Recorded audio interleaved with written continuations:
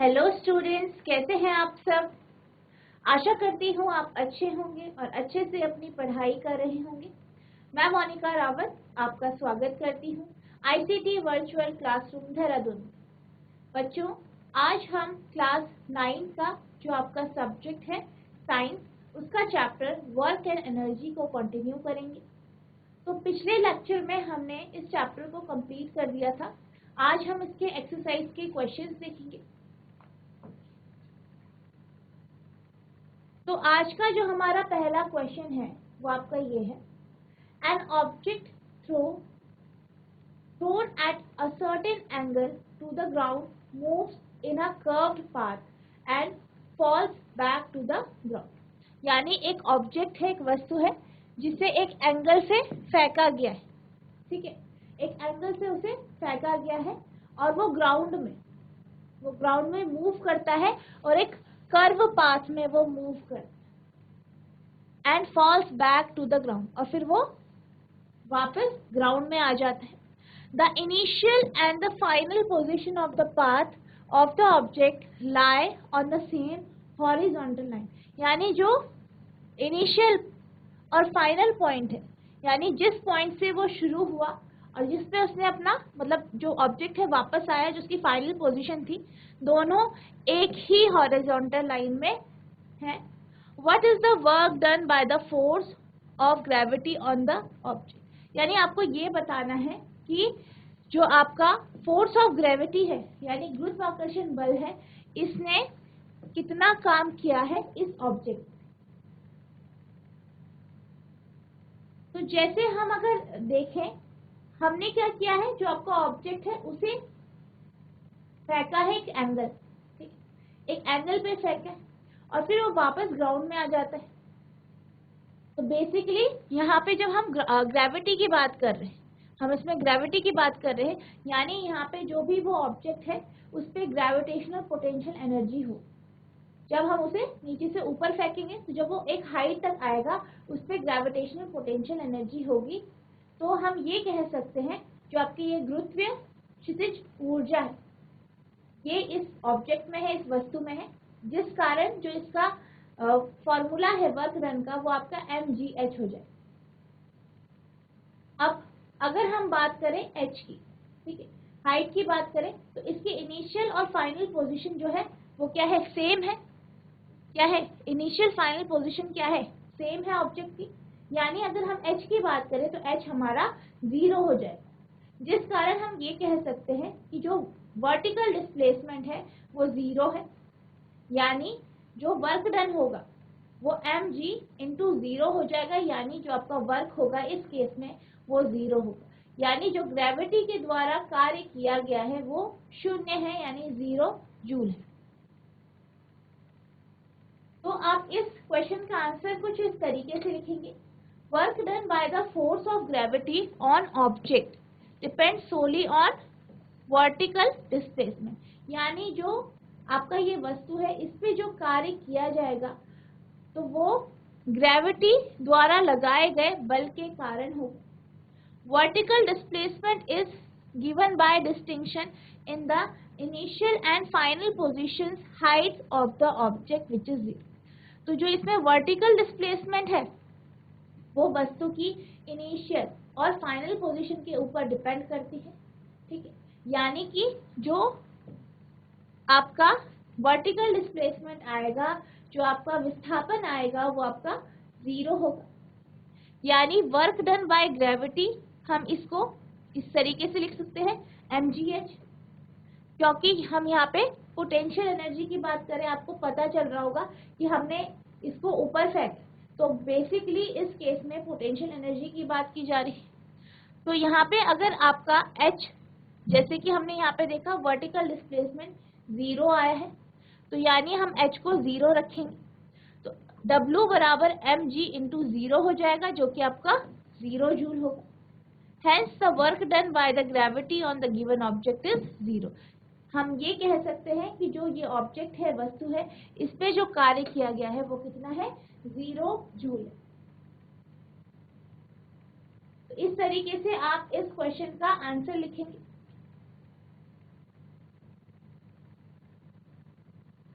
अब आपका जो नेक्स्ट क्वेश्चन है वो ये है, a battery light a bulb, यानी एक बैटरी है वो एक बल्ब को दीप्त करती है यानी उसे प्रकाशित करती है। Describe the energy changes involve in the process, यानी आपको ये बताना है कि इस प्रोसेस में जो एनर्जी है, ऊर्जा में क्या क्या बदलाव है। अगर हम बात करें बल्ब, हमारे पास क्या है, बल्ब है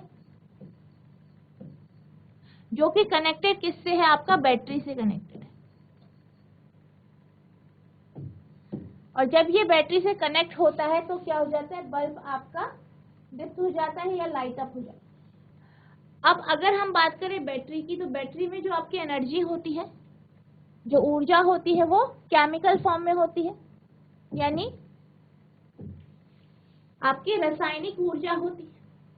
ये आपकी बदलती है विद्युत ऊर्जा में, यानी इलेक्ट्रिकल एनर्जी में। ठीक है, इलेक्ट्रिकल एनर्जी ये आपका रासायनिक, ये आपकी रासायनिक ऊर्जा है। फिर ये बदली किसमें, आपकी इलेक्ट्रिकल यानी विद्युत ऊर्जा में।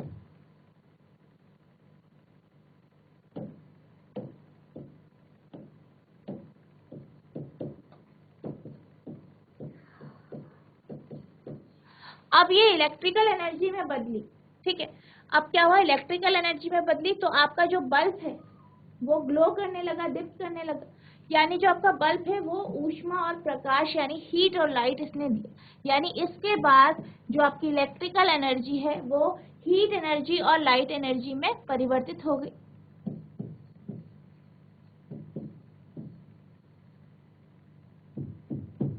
यानी आपकी जो केमिकल एनर्जी है वो आपकी इलेक्ट्रिकल एनर्जी में परिवर्तित हुई, इलेक्ट्रिकल एनर्जी फिर आपकी हीट और लाइट एनर्जी में परिवर्तित हुई। यानी जो ये आपका प्रोसेस है इसमें जो आपका चेंजेस हुए, ठीक है, जो आपके क्या हुए, चेंजेस हुए, इस जो ये केस है इसमें जो आपके चेंजेस हुए वो आपके केमिकल एनर्जी से इलेक्ट्रिकल एनर्जी में हुआ, इलेक्ट्रिकल से फिर हीट एंड लाइट में हुआ।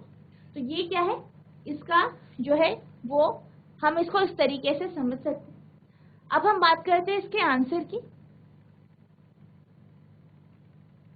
तो इसका जो आप आंसर लिखेंगे वो आप कुछ इस तरीके से लिखेंगे, when a bulb is connected to a battery, यानी जब एक बल्ब को बैटरी से जोड़ा जाता है, then the energy of the battery is transferred into voltage. तो क्या होता है, जो बैटरी में एनर्जी है, ऊर्जा है, बैटरी में क्या है, ऊर्जा है, उसे वोल्टेज में परिवर्तित कर दिया जाता है या वोल्टेज में वो परिवर्तित हो जाता है। Once the bulb receive this voltage, एक बार जब बल्ब इस वोल्टेज को रिसीव करता है, then it converts into light and heat. तो ये लाइट और हीट यानी ऊर्जा जो है वो आपकी प्रकाश और ऊष्मा में परिवर्तित हो जाती है। Hence this transformation of energy is given by situation chemical energy to electrical energy, light and heat energy। तो जो आपकी ये सिचुएशन है ये आपकी कुछ इस तरीके से होगी कि जो आपकी रासायनिक ऊर्जा है वो आपकी विद्युत ऊर्जा में परिवर्तित होगी, और फिर ये आपकी प्रकाश ऊर्जा और आपकी जो ऊष्मा है, जो आपकी ऊष्मा है इसमें ये परिवर्तित हो जाए। यानी जो आपका आप इसमें ट्रांसफॉर्मेशन ऑफ एनर्जी देख सकते हैं, यानी ऊर्जा के जो है रूपों में वो रूपांतरित हो रहा है, वो अपने अलग अलग रूपों में रूपांतरित हो रहा है। तो यानी पहले जो आपकी बैटरी थी उसपे क्या थी, रासायनिक ऊर्जा थी जो विद्युत ऊर्जा में परिवर्तित हुई, फिर वो लाइट और हीट एनर्जी यानी ऊष्मा और प्रकाश ऊर्जा के रूप में परिवर्तित। तो इस क्वेश्चन का आंसर आप इस तरीके से लिखेंगे। अब आपका जो नेक्स्ट क्वेश्चन है वो आपका कुछ इस तरीके से, certain force act on a 20 kg mass changes its velocity from 5 metre per second to 2 metre per second. यानी कोई एक बॉडी है, एक वस्तु है जिसपे फोर्स लगाया गया और उस बॉडी का जो मास है वो 20 किलोग्राम है और इसकी वेलोसिटी यानी जो उसका वेग है उसमें जो बदलाव आए वो 5 मीटर प्रति सेकंड से 2 मीटर प्रति सेकंड के में आए। Calculate the work done by the force, आपको बताना है कि इस फोर्स के द्वारा कितना कार्य किया गया।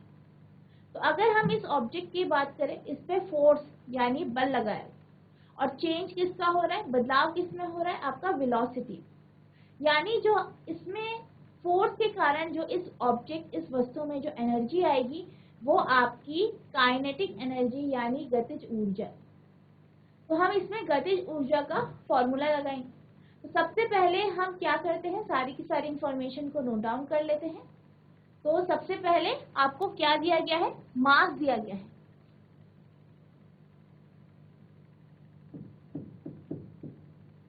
मास ऑफ ऑब्जेक्ट यानी आपका जो वस्तु है, वस्तु का द्रव्यमान दिया गया है।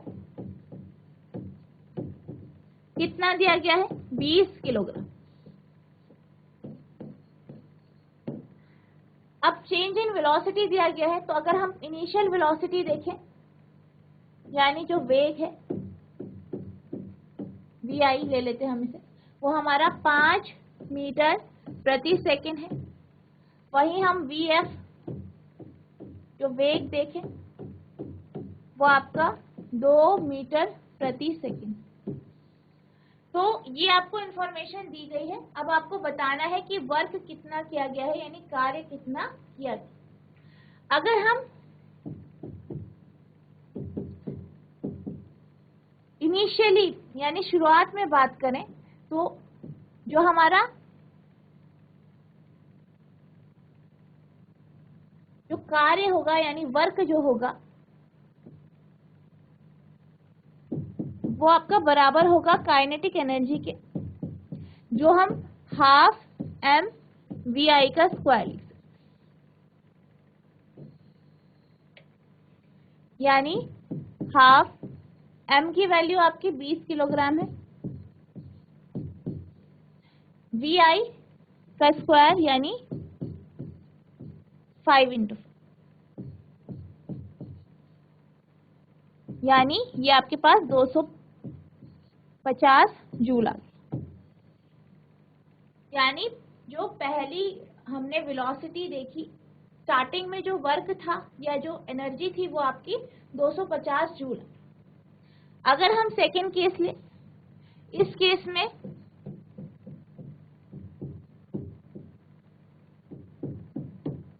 ये आपका बराबर होता है हाफ एम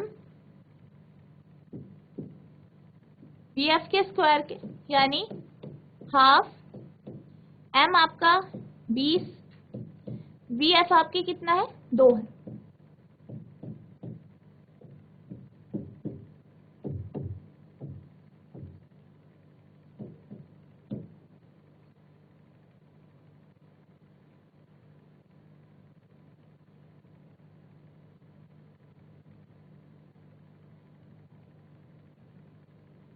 तो ये आपके पास आ गया 40 जूल। तो यानी जो इनिशियली जो आपकी वेलोसिटी है, वेग है, जो इनिशियल जो वेग है यानी शुरुआत में जो वेग है उसके कारण जो आपकी एनर्जी आई, काइनेटिक एनर्जी, वो 250 जूल आई। और अगर हम फाइनल वेलोसिटी की बात करें तो इस केस में हमने ये देखा कि जो हमारी काइनेटिक एनर्जी यानी गतिज ऊर्जा आई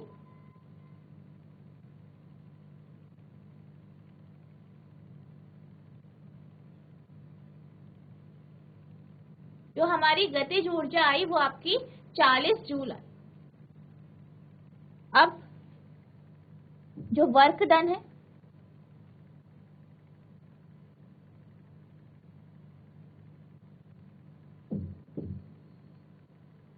बाय फोर्स,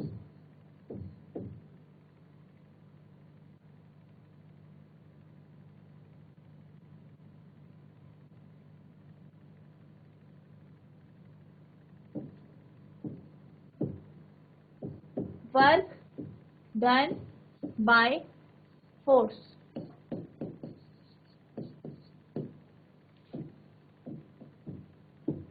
बल द्वारा किया गया कार्य। अगर हम इसकी बात करें तो ये आ जाएगा आपका WF माइनस WI या EF माइनस EI आप ले सकते हैं, हम एनर्जी के बेस पे ले सकते हैं। EF माइनस EI आएगा, ठीक है। तो आपका EF की जो वैल्यू है वो आपकी 40 जूल है और जो आपकी EI है उसकी वैल्यू आपकी 250 जूल है, आप यहाँ पे देख सकते हैं।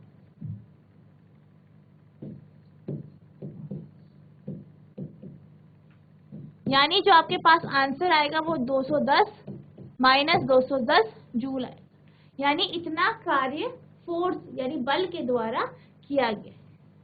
तो आपका जो फाइनल आंसर आएगा वो माइनस 210 जूल आएगा। अब हम चलते हैं अपने अगले क्वेश्चन की तरफ। तो हमारा जो अगला क्वेश्चन है वो आपका ये है, a mass of 10 kg is at a point A on a table. यानी एक मास है, द्रव्यमान है या कोई ऑब्जेक्ट है जिसका द्रव्यमान 10 किलोग्राम है और ये एक टेबल के ऊपर पॉइंट ए पे है, यानी बिंदु ए पे रखा गया। It is moved to a point B और ये बी पॉइंट तक मूव कराया गया। If the line joining A and B is horizontal, यानी जो ए और बी बिंदु को लाइन जोड़ रही है, जो आपकी रेखा जोड़ रही है वो एक हॉरिजॉन्टल है। What is the work done on the object by gravitational force? यानी जो आपका ग्रेविटेशनल फोर्स है, जो गुरुत्वाकर्षण बल है, उसके द्वारा ऑब्जेक्ट यानी वस्तु पे कितना कार्य किया गया है ये आपको बताना है। एक्सप्लेन योर आंसर, तो आपको इसमें अपना आंसर एक्सप्लेन करना है। तो बेसिकली हमने क्या देखा, हमने ये देखा कि जो आपका ऑब्जेक्ट है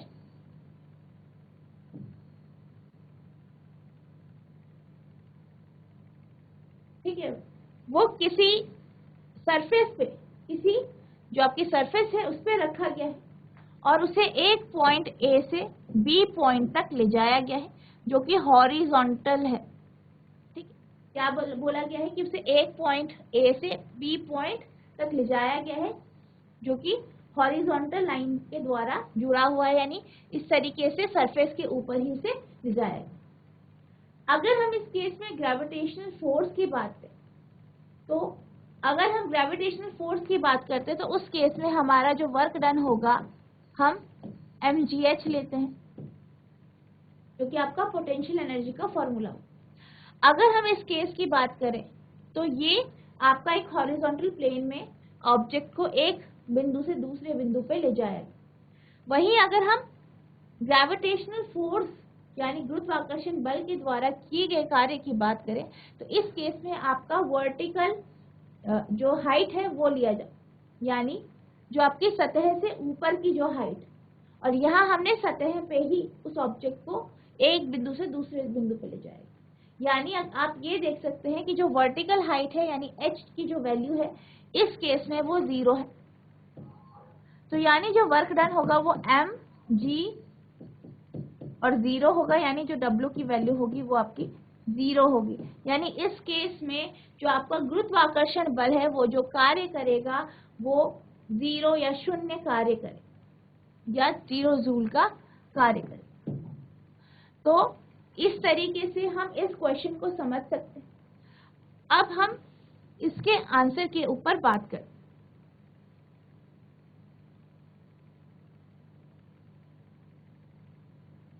इसका जो आंसर है वो आप इस तरीके से लिखेंगे, work done by gravity depend solely on the vertical displacement of body.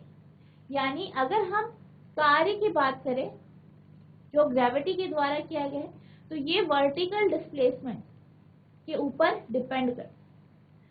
It does not rely on trail of the body.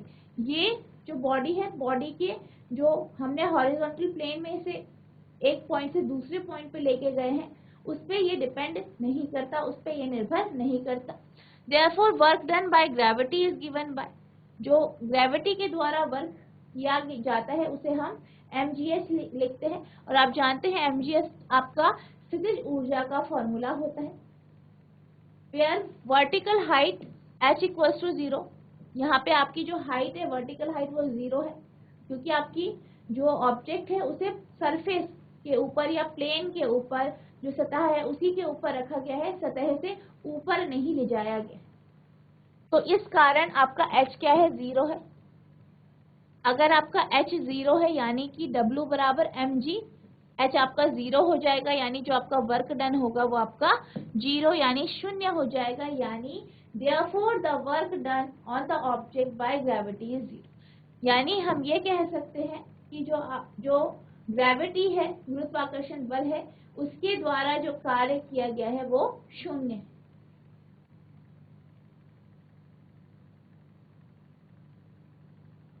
अब जो आपका अगला क्वेश्चन है वो आपका ये है, the potential energy of a freely falling object decreases progressive.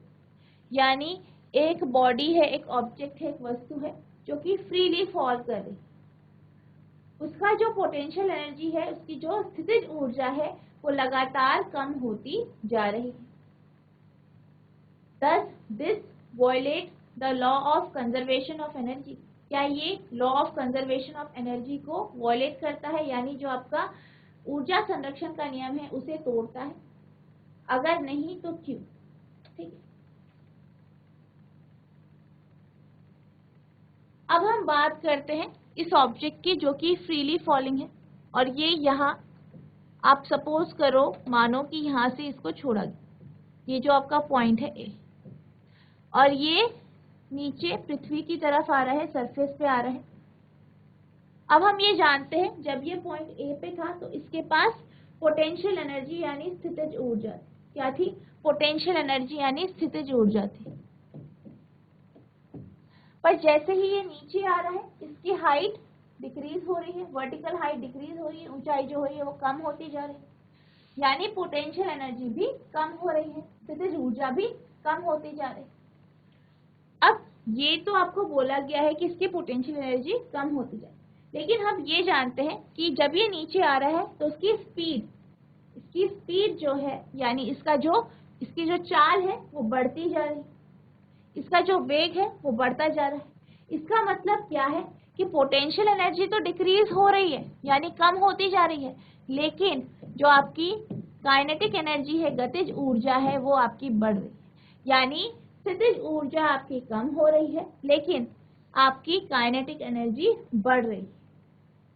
जैसे कि हमने जब चैप्टर पढ़ा था और law of conservation of energy पढ़ा, ठीक है, ऊर्जा के संरक्षण का जब हमने नियम पढ़ा था तो हमने क्या देखा था कि जब भी कोई बॉडी, कोई भी वस्तु किसी हाइट से नीचे पृथ्वी की सतह पर गिरती है तो पोटेंशियल एनर्जी कम होती, लेकिन काइनेटिक एनर्जी इसकी बढ़ती जा, और हर एक पॉइंट पे, हर एक बिंदु पे अगर आप इस पथ पे देखें, ऑब्जेक्ट जो है, वस्तु जो है, इसकी जो टोटल एनर्जी होती है या जो मैकेनिकल एनर्जी है, यांत्रिक ऊर्जा इसमें है, वो हमेशा कांस्टेंट होती है, यानी एक जैसी रहती है।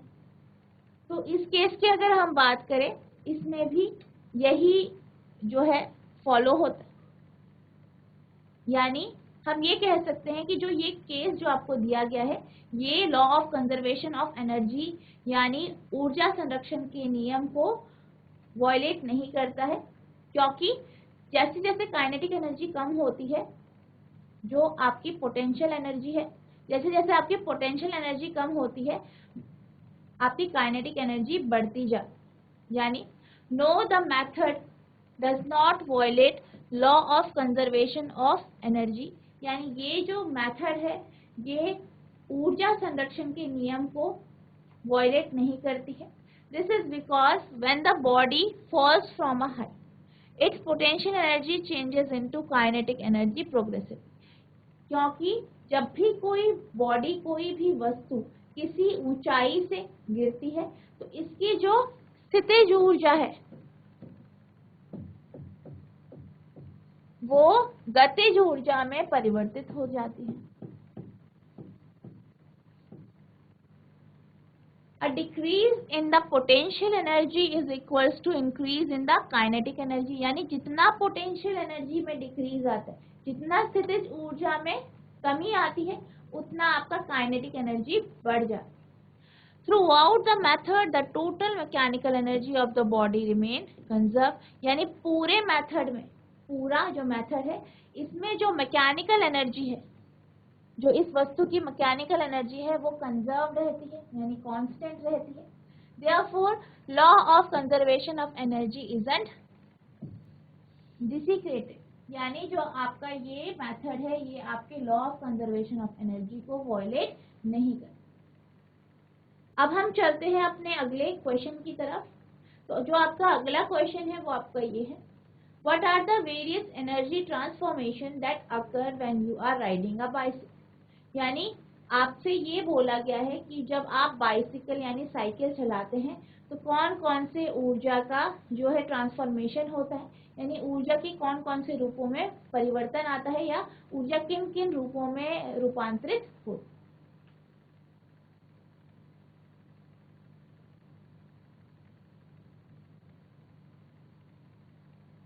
तो अगर हम इस केस की बात करें तो जैसे अगर हम साइकिल की बात करें,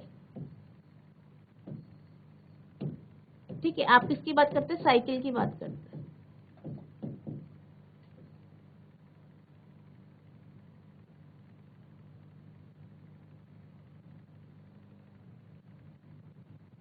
अगर हम साइकिल की बात करते हैं तो अगर हम साइकिल की बात करें तो साइकिल में आप पैडल मारते हो, ठीक है, पैडल जो है पैडल की वजह से साइकिल चलती है, यानी आप साइकिल को मस्कुलर एनर्जी दे रहे हो।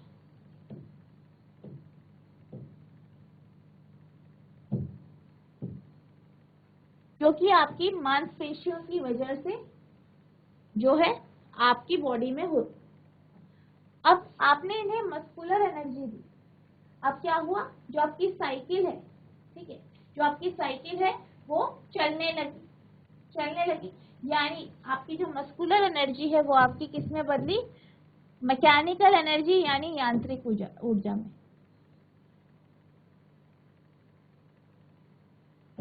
यानी यांत्रिक ऊर्जा में ये परिवर्तित हुई और इसके साथ साथ हीट भी प्रोड्यूस हुई, ठीक है, ऊष्मा भी प्रोड्यूस हुई।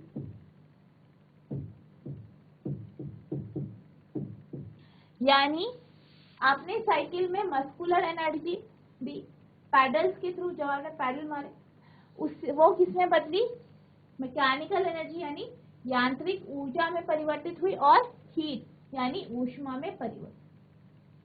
यानी during riding a bicycle the muscular energy of the rider regenerates into heat and mechanical energy, यानी जब साइकिल को राइड किया जाता है तो उस जो आपकी बॉडी की मस्कुलर एनर्जी है वो किस में बदल जाती है, हीट ऊष्मा में और यांत्रिक ऊर्जा में, ऊष्मा और यांत्रिक ऊर्जा में ये परिवर्तित हो जाती है। Kinetic energy provides a brake to the bicycle, तो जो आपकी मैकेनिकल एनर्जी है बेसिकली वो काइनेटिक एनर्जी होती है, ठीक है, क्योंकि वो स्पीड यानी वेग या आप वेलोसिटी कह सकते हो उसकी वजह से। तो जो काइनेटिक एनर्जी होती है वो बाइसिकल को चलने में यानी साइकिल को चलने में मदद करती है और इससे क्या होता है, आपका जो शरीर है वो भी गर्म होता है, यानी जो आपकी मस्कुलर एनर्जी है इस केस में वो आपकी मैकेनिकल यानी यांत्रिक ऊर्जा, जिसे आप इस केस में अगर देखें तो काइनेटिक एनर्जी यानी गतिज ऊर्जा में परिवर्तित होती है और हीट यानी ऊष्मा में परिवर्तित। यानी जब भी आप साइकिल चलाते हैं तो आपकी मस्कुलर एनर्जी मैकेनिकल एनर्जी में कन्वर्ट होती है और हीट में यानी ऊष्मा में परिवर्तित। इस क्वेश्चन का आंसर आप कुछ इस तरीके से लिखेंगे।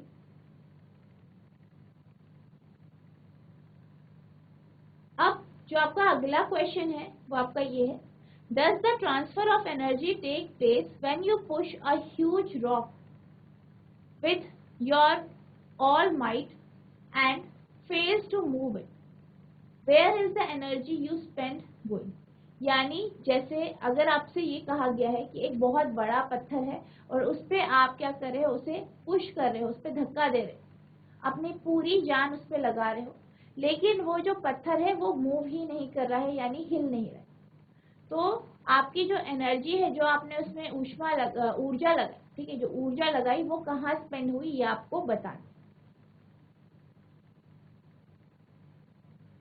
तो जैसे कि आप जानते हैं कि जब एक बड़ा पत्थर होता है और हम उसे क्या कर रहे हैं, धक्का दे रहे हैं, यानी हम अपनी मस्कुलर एनर्जी उसको दे रहे हैं, तो आपको वो पत्थर हिलता हुआ नहीं दिखाई देता है, क्योंकि वो बहुत बड़ा होता है और हमने जितना उस पर फोर्स बल लगाया है वो उसको हिलाने के लिए काफी नहीं।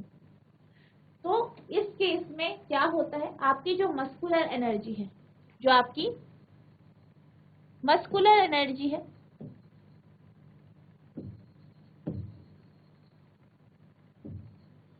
जब आपने इसे धक्का दिया वो आपकी हीट एनर्जी में परिवर्तित हो जाती है। किसमें परिवर्तित हो जाती है, हीट एनर्जी में। यानी आपकी जो मस्कुलर एनर्जी है वो आपकी हीट एनर्जी में परिवर्तित होती है।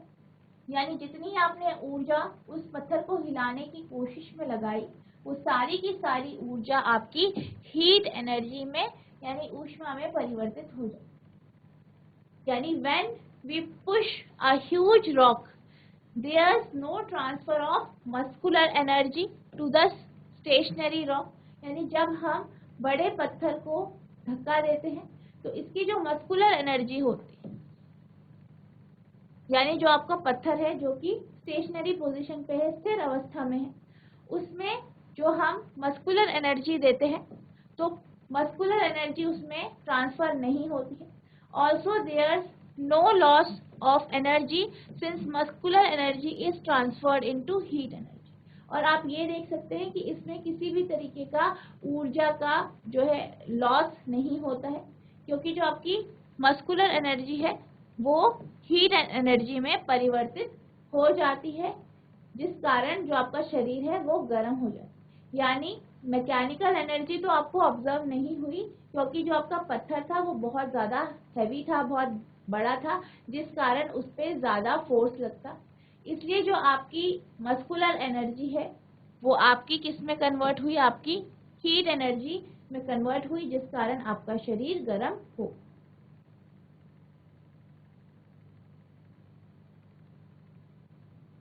अब आपका जो अगला क्वेश्चन है वो ये है, a certain house hold has consume 250 units of energy during a month. यानी एक घर में 250 यूनिट ऊर्जा का खपत होता है एक महीने में।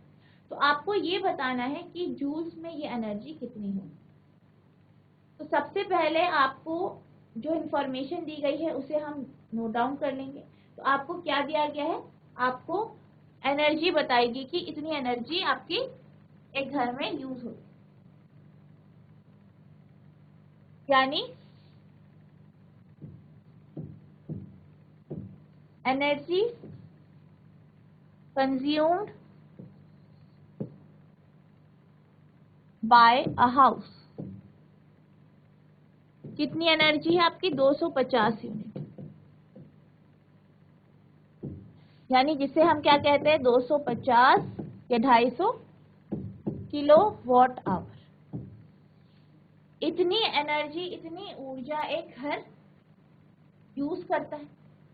अब आपको इसकी वैल्यू जूल में पूछी गई, तो हम ये जानते हैं 1 किलोवाट आवर, 1 किलोवाट आवर है, ये बराबर होता है 3.6 इंटू 10⁶ जूल के।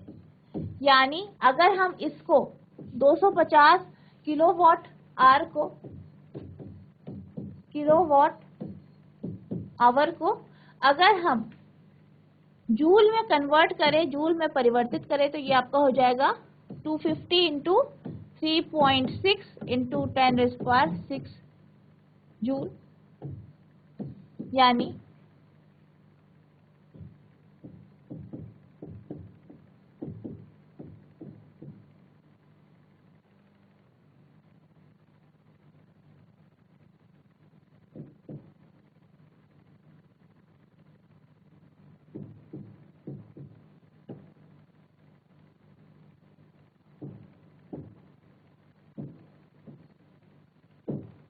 यानी आपके पास आया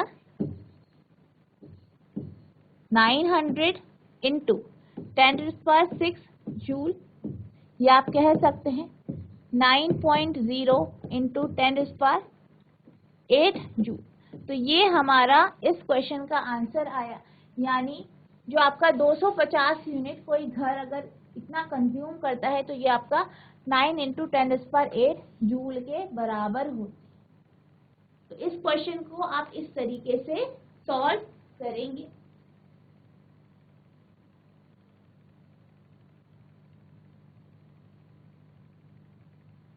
अब हम चलते हैं अपने अगले क्वेश्चन की तरफ। तो हमारा जो अगला क्वेश्चन है वो आपका ये है, an object of mass 40 kg is raised to a height of 5 metre above the ground.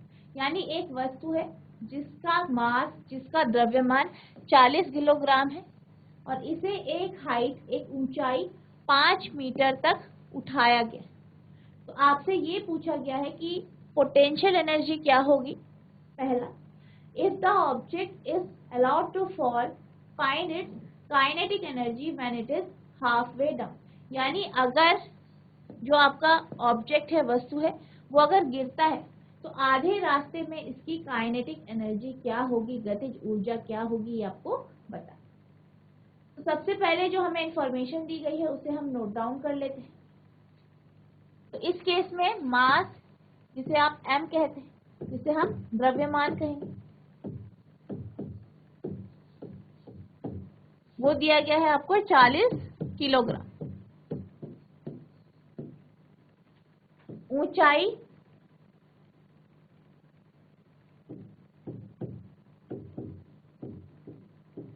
यानी जिसे हम हाइट कहते हैं, हाइट कितनी दी गई है, 50 मीटर। और इस क्वेश्चन में हम g की जो वैल्यू लेंगे, g का जो मान लेंगे वो आपका 10 मीटर प्रति सेकंड स्क्वायर है। तो अगर हम पहले केस की बात करें जिसमें हमें पोटेंशियल एनर्जी निकालनी है, तो आपकी जो पोटेंशियल एनर्जी होगी यानी स्थितिज ऊर्जा, वो आपकी mgh होगी।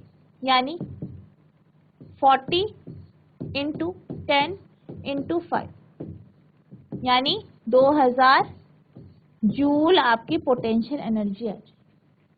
ठीक है, पोटेंशियल एनर्जी आपकी 2000 जूल आ जाए। तो ये आपकी पोटेंशियल एनर्जी आ गई। यानी आपका फर्स्ट पार्ट ये हो गया सॉल्व। अब हम बात करते हैं सेकेंड पार्ट की, यानी हाफ वे की हम बात कर रहे हैं, आधे रास्ते की बात कर रहे हैं। तो इस केस में जो हाइट होगी, सेकेंड केस में जो हाइट होगी, h की जो वैल्यू होगी वो आपकी 5/2 या 2.5 मीटर होगी।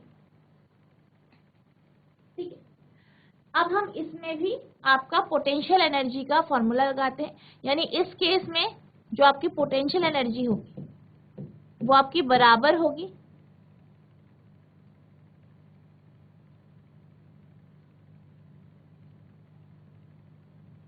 यानी स्थितिज ऊर्जा जो होगी वो बराबर होगी mgh के।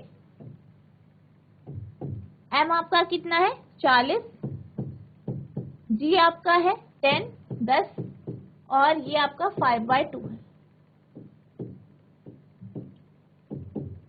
तो ये आपके पास आ गया 1000 जूल। यानी आधे रास्ते में जो पोटेंशियल एनर्जी होगी, स्थितिज ऊर्जा होगी, वो 1000 जूल है। अब हम इस समय में काइनेटिक एनर्जी की बात करते हैं। अगर हम law of conservation of mass की, law of conservation of energy की बात करें, किसकी बात करें, law of conservation of energy.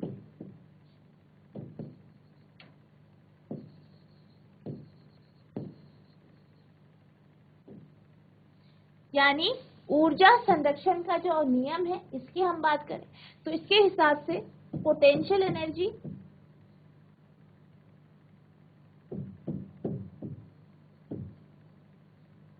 Plus kinetic energy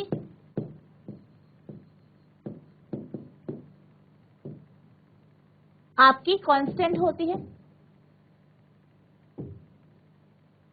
यानी आपकी जो स्थितिज ऊर्जा है और गतिज ऊर्जा को हम ऐड करें तो वो आपका क्या होता है, कांस्टेंट होता है, ठीक है। तो इस केस में आपकी जो पोटेंशियल एनर्जी हाफ वेव में वो 1000 है, प्लस आपको काइनेटिक एनर्जी निकालनी है यानी गतिज ऊर्जा निकालनी है, और ये कांस्टेंट किसके बराबर होगा, 2000 जूल के बराबर। यानी इस केस में जो आपकी गतिज ऊर्जा आएगी यानी काइनेटिक एनर्जी,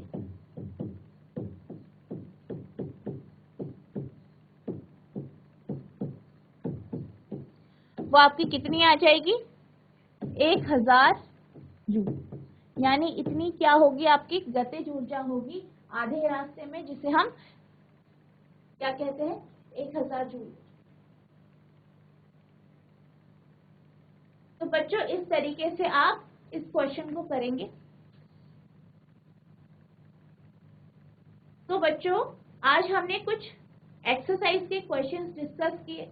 मुझे आशा है कि आपको ये क्वेश्चन समझ में आ गए होंगे, जो हमने न्यूमेरिकल समझे वो भी आपको समझ में आ गए होंगे। तो बच्चों आज के लिए बस इतना ही, मिलते हैं नेक्स्ट सेशन में आगे के क्वेश्चंस के साथ। तब तक के लिए thank you and have a nice day.